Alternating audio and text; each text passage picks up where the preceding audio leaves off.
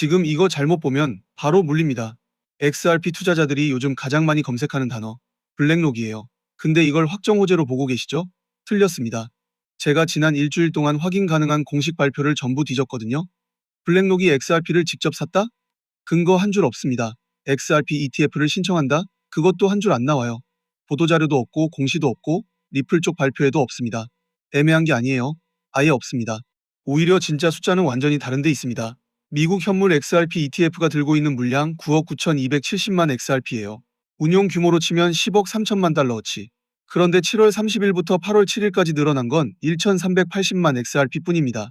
같은 기간에 리플 에스크로에선 10억 XRP가 풀렸고 7억이 다시 잠겼어요. 남은 순공급이 3억 XRP. 들어온 게 1,380만, 나온 게 3억. 이게 무슨 의미인지 아시나요? 지금 시장에서 사람들이 목이 터져라 외치는 블랙록이라는 단어, 이 격차를 덮는 담요라는 겁니다. 담요 한 장만 걷어내보세요. 그 밑에 있는 건 기대감이 아니라 매물입니다. 블랙록이라는 이름 밤바다의 등대처럼 보이거든요. 저기 불빛이 있으니까 항로가 열린 것 같잖아요. 근데 배를 뒤집는 건 등대가 아니라 파도 높이예요. 등대만 보고 노졌다가 뒤집히면요. 등대는 아무것도 안 해줍니다. 여기서 파도는 돈이 들어오는 속도랑 물량이 풀리는 속도예요. 그리고 제가 오늘 영상 뒷부분에 정말 피를 토하는 심정으로 준비한 게 하나 있습니다. 월가가 이미 조용히 쓸어담고 있는 또 하나의 자산이 있습니다. 이 이름은 지금 공개하면 안 됩니다. 왜 안 되는지는 뒷부분에서 이유까지 다 말씀드리겠습니다. 지금 이 순간 전 세계에서 가장 큰 손이 조용히 담고 있는데 왜 아무도 이걸 대놓고 말 안 할까요? 그 이유를 아시게 되면 소름이 돋으실 겁니다. 그래서 우선은 우리 구독자분들 중에서 저한테 따로 신청해주신 분들에 한해서만 이 자료를 공유해드리려고 합니다. 방법은 어렵지 않아요. 지금 이 영상 밑에 설명란 내려보시면 설문 링크 하나가 걸려 있습니다. 거기 들어가셔서 항목 체크하시고 연락처를 남겨주세요. 연락처가 있어야 저도 여러분께 자료를 보내드릴 방법이 있으니까요. 여기서 이렇게 좋은 걸 왜 공짜로 주냐 하실 겁니다. 당연한 의심입니다. 근데 저도 여러분과 똑같이 XRP 들고 있는 개인 홀더예요. 저 혼자 아는 것보다 우리 구독자분들이 같이 흐름을 읽고 같이 대응할 때 이 채널이 성장합니다. 여러분의 수익이 곧 이 채널의 힘이에요. 그래서 돈 한 푼 안 받고 드리는 겁니다. 받으셔서 손해보실 일은 1원어치도 없습니다. 그리고 아직 다 말씀 못 드린 게 있습니다. 이 자료를 왜 지금 이 타이밍에 받아야 하는지 그 진짜 이유는 영상 끝부분에서 마저 말씀드리겠습니다. 왜 차트보다 먼저 봐야 할 게 블랙록이라는 이름이 아니라 돈의 속도인지, 그 전에 시장이 지금 뭘 잘못 보고 있는지부터 걷어냅시다. 자, 근데 여기서 시장 틀렸습니다. 헤드라인은 죄다 똑같아요. 블랙록, 리플, 바네크, XRP, ETF 기대감, 크립토 트위터 들어가면 이 네 단어 조합이 하루에 수백 번 돌아다닙니다. 그런데 실제로 돈을 버는 쪽은 제목을 안 봐요. 그 사람들이 보는 건 딱 세 개입니다. 오늘 ETF 지갑에 순유입이 찍혔는가, 언락된 물량이 거래소로 옮겨졌는가, 온체인에서 실제 거래가 늘었는가. 이게 왜 중요하냐면요. ETF가 존재한다는 사실이랑 ETF로 돈이 계속 들어온다는 사실은 완전히 다른 얘기거든요. 마트에 계산대가 열려 있다고 손님이 줄을 서는 건 아니잖아요. 계산대 20개를 다 열어놔도 손님이 안 오면 그날 매출은 0원입니다. 지금 XRP ETF가 딱 그래요. 계산대는 다 열렸는데 줄이 늘어나는 속도가 눈에 띄게 느려진 상태입니다. 보도 기준으로 7월 한 달 현물 XRP ETF 유입이 2,729만 달러에 그쳤어요. 그리고 이게 진짜 핵심인데요. 22거래일 중에 11일은 순유입 자체가 없었습니다. 절반이에요. 8월 4일부터 6일 사이에는 순유출이나 거의 없는 흐름까지 섞였고요. ETF 통로는 뚫렸습니다. 근데 돈이 그 통로를 안 지나갔어요. 이건 기대감 부족이 아닙니다. 수급 공백이에요. 여기서 진짜 냉정한 계산 하나 해볼게요. 이 부분도 시장이 아직 못 보고 있습니다. ETF가 쥐고 있는 XRP요. 전체 유통 규모 대비 1.6% 남짓입니다. 이 정도 비중은 가격을 결정하는 힘이 아니에요. 그냥 참고 지표죠. 반면에 3억 XRP 순원락은 확정된 숫자거든요. 7월 한 달 ETF 유입 전체의 10배가 넘는 물량이 단 이틀 만에 공급 쪽에 얹힌 겁니다. 물론 이게 곧바로 매도라는 뜻은 아닙니다. 리플은 정기 에스크로 운영의 유동성 공급, 기관 판매, 운영 자금까지 용도가 여러 개예요. 다만 이건 시장 천장에 매달린 무거운 박스입니다. 줄이 끊어지면요? 맞는 건 아래 서 있는 사람이에요. 이 박스가 창고에 그대로 있는지 아니면 거래소로 내려오는지 그걸 확인하기 전까지는 아무도 단정하면 안 됩니다. 그래서 질문 자체가 바뀌어야 해요. 블랙록이 샀느냐가 아닙니다. 기관 자금이 XRP를 살 수밖에 없는 환경이 만들어지고 있느냐. 자, 그러면 이 판이 실제로 어떻게 굴러가는 건지 뜯어봅시다. XRP 볼 때 제일 위험한 문장이 뭔지 아세요? 블랙록이면 끝났다, 이겁니다. 저도 2021년에 이런 문장 하나 믿고 들어갔다가 제대로 데인 적 있거든요. 기관 운용력들은 문패 보고 투자 안 해요. 문 열고 들어가서 매출 장부 보고 창고 재고 세고 손님 회전율을 봅니다. 그 세 개가 안 맞으면 브랜드가 아무리 좋아도 안 삽니다. 간판은 자산이 아니에요. 장부가 자산입니다. ETF 순유입은 저수지로 실제 들어오는 물이에요. 저수지가 크다고 물이 차 있는 게 아니잖아요. 바닥 갈라진 저수지도 크기는 똑같습니다. 운용 규모, 그러니까 AUM은 트럭 크기가 아니라 트럭에 실린 화물 무게고요. 에스크로 언락은 잠긴 창고 문이 열리는 겁니다. 문이 열렸다고 물건을 시장에 던졌다는 뜻은 아니에요. 제락업은 그 물건을 다시 금고에 집어넣는 거고요. 온체인 쪽도 봅시다. TBL은 체인 안에 묶여서 실제로 일하는 자본이에요. 식당으로 치면 지금 자리에 앉아 있는 손님 수입니다. DX 거래량은 그 손님들이 주문을 얼마나 자주 넣는지고요. 자리가 아무리 많아도 주문이 없으면 매출은 0원이에요. 빈 좌석은 매출이 아니라 고정비입니다. 이 렌즈로 지금 XRP 장부를 펼쳐보면 그림이 선명해집니다. ETF 보유량은 10억 XRP에 육박할 만큼 틀은 커졌어요. 근데 7월 유입은 2,729만 달러, 거래일 절반은 순유입 제로였습니다. 구조는 만들어졌는데 엔진음이 안 들리는 상태예요. 시동은 걸렸는데 소리가 없습니다. 이건 달리는 차가 아니라 전 시장에 세워둔 모형이에요. 규제 쪽은 어떨까요? 리플 대표 브래드 갈링하우스가 최근에 이런 말을 남겼습니다. 지금이 최근 몇 년 사이 가장 낙관적이다. 이 말의 진짜 뜻이 뭐냐면요. 미국 규제 환경이 빠르게 정리되고 있고 프랭클린 템플턴이나 뱅가드 같은 대형 기관이 들어오고 있다는 얘기예요. 그래서 지금 봐야 할 자리는 갈링하우스의 낙관 그 자체가 아닙니다.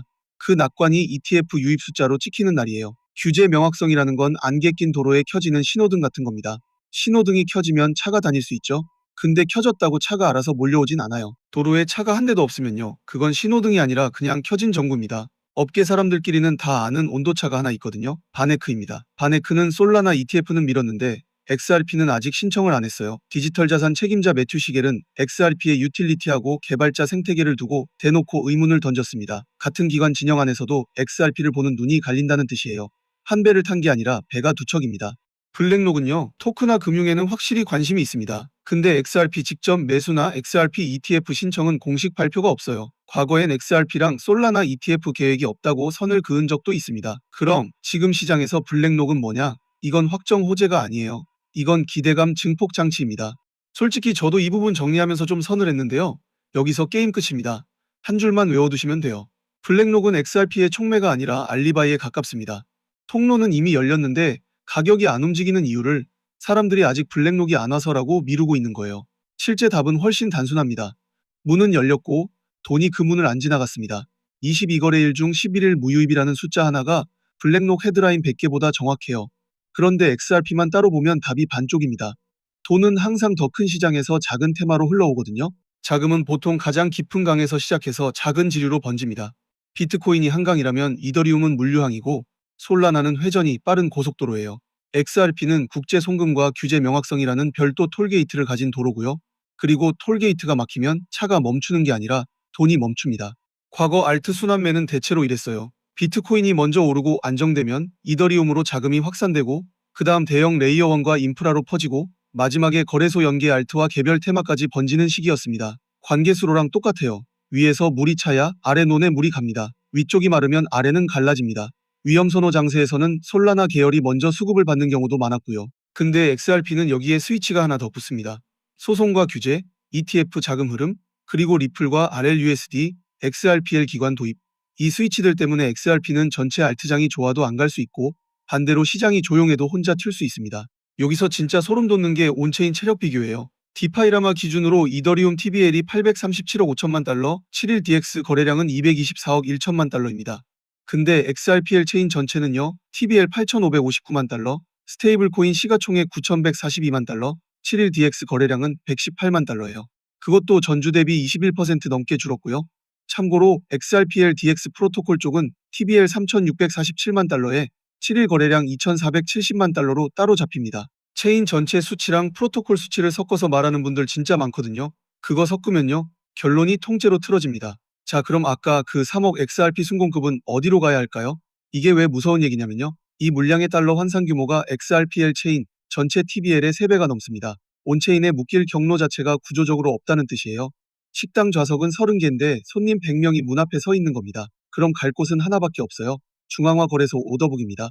오더북에 얹히는 순간 그건 물량이 아니라 매도벽이 되는 거예요. 이제 핵심으로 들어갑니다. 그럼 XRP는 블랙록이라는 이름 없이도 기관이 볼 만한 자산일까요? XRP 한마디로 국경을 지우는 결제 레일입니다. 은행이랑 은행 사이에 깔린 고속선로예요. XRP랑 XRPL이 뭘 하는 건지 해외에 돈 보내보신 분들은 아실 거예요. 은행 여러 곳을 거치면 며칠 걸리고 수수료도 계속 떼입니다. XRP의 서사는 그 과정을 빠르고 싸게 만들겠다는 거예요. 여기에 리플 스테이블 코인인 RLUSD랑 기관 토큰화 얘기가 붙으면서 단순 송금 코인이 아니라 디지털 금융 도로라는 이미지가 생긴 겁니다. 그러니까 지금 이 가격은 코인을 사는 게 아니에요. 이 레일에 돈이 깔릴 미래를 사는 겁니다. XRPL은 국제공항 환승 게이트로 이해하면 정확해요. 달러, 원화, 스테이블 코인, 토큰화된 채권이 각자 다른 비행기라면요. XRPL은 그걸 빠르게 갈아태우는 게이트를 꿈꾸는 거죠. 최근엔 워몰 통합까지 발표하면서 다른 체인과 연결되는 문도 넓혔습니다. 근데요, 공항이 잘 지어진 거랑 그 공항에 승객이 붐비는 건 완전히 다른 얘기입니다. 활주로만 번쩍이고 게이트가 텅 비면요, 그건 공항이 아니라 콘크리트예요. 그래서 TBL이랑 DX 거래량을 확인해야 하는 겁니다. 경쟁 구도로 보면 성격이 갈려요. 앱이 빽빽한 대도시는 이더리움이고요. 회전이 미친 듯이 빠른 상권은 솔라나, 거래소 중심 시장은 BNB 체인입니다. XRP의 자리는 국제결제 레일이라는 이미지예요. 이게 강점이자 약점입니다. 서사는 가장 선명한데 실제 온체인 사용량은 토큰 규모에 비해 초라하거든요. 베커 쪽은 어떨까요? 리서치를 보면 뱅크 오브 아메리카, BNY 멜론, 골드만삭스 같은 이름이 나옵니다. 이런 데들이 블록체인 결제랑 자산관리 시스템 논의에 XRP 생태계를 끼워 넣고 있다는 분석이거든요. 리플 쪽도 프랭클린 템플턴, 뱅가드 같은 대형 기관 진출을 강조하고 있고요. 다만 여기서 선은 확실히 그읍시다. 블랙록의 XRP 직접 매수나 ETF 신청은요, 공식 확인이 없습니다. 없는 걸 있다고 말하는 순간 그건 분석이 아니라 소설이에요. 자, 근데 여러분이 진짜 궁금한 건 이거잖아요. 그래서 왜 내 계좌는 녹고 있는 건데? 이유가 있습니다. 세력이 여러분 심리를 정확히 설계했기 때문이에요. 사람들이 왜 알면서도 당할까요? 답은 심리에 있습니다. 세력은 인간의 본능적 약점을 파고들어서 개미를 털어요. 지금 XRP 시장에서 벌어지는 일이 정확히 그겁니다. 지금 여러분이 느끼는 그 불안감 있죠? 남들 다 사는데 나만 안 사면 어쩌나? 이 감정. 이거 세력이 만든 거예요. 이걸 포모라고 합니다. XRP가 조금만 오르면 여러분 마음이 급해지죠. 지금이라도 더 사야 하나? 근데 세력은 딱 그 순간을 노려서 물량을 던지고 빠져나갑니다. 여러분이 고점에서 받아주는 거예요. 그리고 확증 편향이라는 것도 있어요. 자기가 믿고 싶은 정보만 골라 받는 거예요. XRP 이제 끝났대 하는 부정적 뉴스만 보면서 자기 패닉세를 정당화하거나 반대로 XRP 무조건 오른대 하는 뉴스만 보면서 무작정 버티거나 세력은 이 양쪽 모두한테 먹잇감을 던져줍니다. 벼농사 지을 때 참새 쫓는 허수아비 아시죠? 세력은 여러분 눈앞에 허수아비 뉴스를 세워놓고 정작 자기들은 뒤에서 알곡을 조용히 다 걷어갑니다. 여기서 앵커링 효과라는 것도 무섭습니다. 여러분이 처음 XRP 산 가격, 그게 머릿속에 딱 박혀버려요. 그 가격이 기준이 돼서 지금 올라도 본전만 되면 팔아야지 하고 떨어지면 그때 팔 거라고 좌절합니다. 세력은 이 심리를 이용해서 여러분 판단력을 흐립니다. 축구에서 팩패스 아시죠? 공격 안 될 때 억지로 밀어붙이다 뺏기지 말고 뒤로 한번 돌리면서 판을 다시 짜는 거. 지금 우리가 할 건 조급한 전진이 아니라 냉정한 백패스입니다. 마지막으로 기관 동향, 특히 블랙록 같은 거대 운용사의 XRP ETF 관련 발표에 촉각을 세우세요. 이 이벤트 전까지는 절대 물량 털리지 마세요. 그러면 우리 홀더는 지금 뭘 해야 할까요? 구체적으로 알려드리겠습니다. 먼저 온체인 흐름을 직접 눈으로 확인하세요. 특정 거래소에서 XRP 물량이 지속적으로 빠지고 개인 지갑으로 이동하는지, 어제 나온 업비트 보유량 2개월 최저 같은 데이터가 계속 나온다면 그건 세력 매집이 막바지라는 신호입니다. 이건 벼가 익었는지 논에 들어가서 이삭을 직접 만져보는 거랑 같아요. 뉴스 제목만 보지 말고 데이터를 만지세요. 그리고 클래리티 액트 표결 뉴스 플로우를 매일 체크하세요. 토큰 포스트, 블록미디어 같은 곳에서 표결 일정과 결과가 나오기 시작하면 그게 바로 수문이 열리는 방아쇠입니다. 이 뉴스가 대중에게 쩍 퍼지는 순간은 이미 XRP 가격에 반영되기 시작한 뒤에요. 그 전에 흐름을 읽고 있어야 합니다. 마지막으로 지금 느껴지는 공포가 세력의 설계라는 걸 계속 되뇌세요. 흔들기 하락이 다시 와도 그건 마지막 개미 털기일 뿐입니다. 여러분 XRP 물량을 지키는 게 이 게임의 전부예요. 그럼 다시 본론으로 넘어가겠습니다. 토크노믹스에서 제일 중요한 건 에스크로 하나입니다. 이게 전부예요. 8월 초에 10억 XRP가 풀렸고 7억이 다시 잠겼습니다. 남은 3억이 새로 시장 변수가 된 거예요. 이걸 확인하는 순서가 있어요.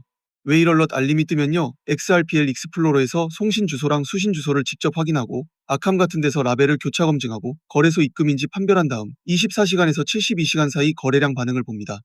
대형 이체 하나 보고 매도다 매수다 단정하면 그게 바로 날조입니다. XRP는 블랙록 루머로 사는 코인이 아니라 기관 결제 레일이 실제로 돈을 끌어오는지 검증해야 하는 코인입니다. 가장 큰 리스크는 폭락이 아니라 증발이에요.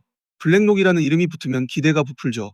근데 공식 발표가 없으면 그 기대는 언제든 되돌림의 연료가 됩니다.